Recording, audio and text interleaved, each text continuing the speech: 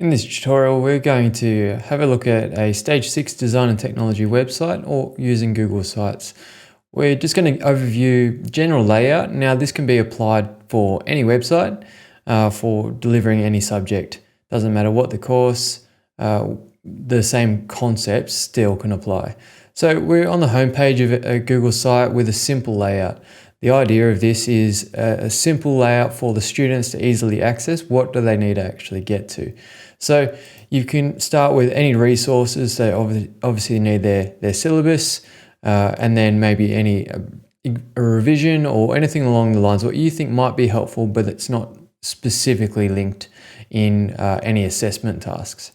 So let's have a look at just general. So we've got assessments, all the assessments for year 11 and all the assessments for year 12 just on the left-hand side scroll bar here.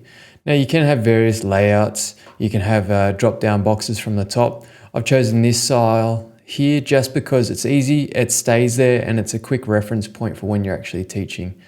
Now, within each of these assessments, you'll have, if we go into this one, for example, year 11, you should have your assessment schedule that overviews all the tasks that year 11 or year 12 are required to do over the course of the year.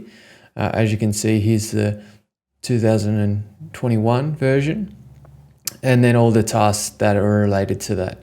It's the same for assessment in year 12 or any year that you're specifically teaching.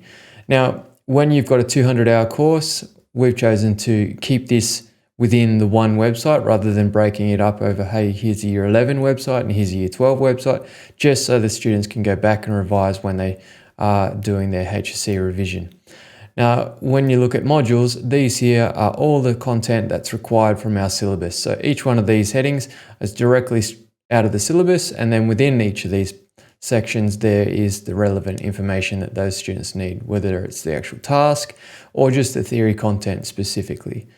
Now, if we go back one step and we go into, say, a assessment task, and I just choose one of them, for example, HSC Assessment Task 4, the students should be able to see here's their task notification. Once it loads, you'll have their assessment task notification up the top here, and then underneath any preceding sort of exemplars or explicit teaching methods. So assessment notification, obviously will have their marking rubric associated with it, and then underneath you've got each of the sections that have been explicitly broken up, stating basically learning intentions and success criteria. What do the students need to do? How do they need to do that? And here is the what their outcome is, or the marking criteria they're sort of just addressing. Underneath, we've embedded exemplars from Band 6 results, just so our students know exactly what they're trying to aim to achieve for. And this is a way to break down each section of their assessment task in detail. They can refer back to previous years, and this is pretty much the general format for any course that we've developed. So it should have learning intentions, success criteria, exemplar material, and linked directly back to any marking criteria that is relevant for the assessment task. Within each of these posts, as we go through, they may previously link or hyperlink back to a module. So a theory content, for example, if they were doing a specific topic that's relating to a topic they need to revise for, they can click back. Now, all of these documents are embedded from a Google Drive. So when you're in a Google Drive, you would right-click, get shareable link, make sure the linking permissions are turned on, appropriate for whoever you're trying to show it to, and then we can embed it in here on our website. The modules are exactly the same. So if you've got any tasks, anything specific, so if I go into one of these, if you've got any coursework that you need all the students to have access to any sheet material or specific information, that's where they can access it from. So this should be the one-stop shop, obviously, for all the course content, all the assessment tasks, and then that will be related back to their Google Classroom. And that's where you facilitate the actual learning of the course. So you choose when to release sections on Google Classroom, but the students have access to the information at all times. So if they do really want to go ahead, they can go ahead, and I would encourage them to do that.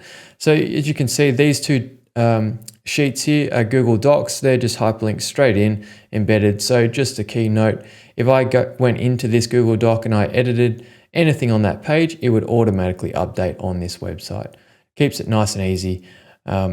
You can directly embed text, as you saw in the assessment tasks, as well as anything that you'd need. Now, just in summary, this is the one-stop shop. So you have any resources that are external to assessment tasks, whatever they may need, any tips or tricks. You've got your assessment tasks all broken up into different sections. What are they? What is assessment notification? What is assessment schedules? And any specific or exemplar materials. And then you have your theory topics directly linked back to your syllabus. That's just a general structure. Keep it nice and clean, keep it nice and easy, so students can access and understand how they can complete any coursework. In another video, we're going to just go through how do we set this up, how do we embed documents, and how do we just get this organized nice and clean, and we'll look at the back end of Google Sites.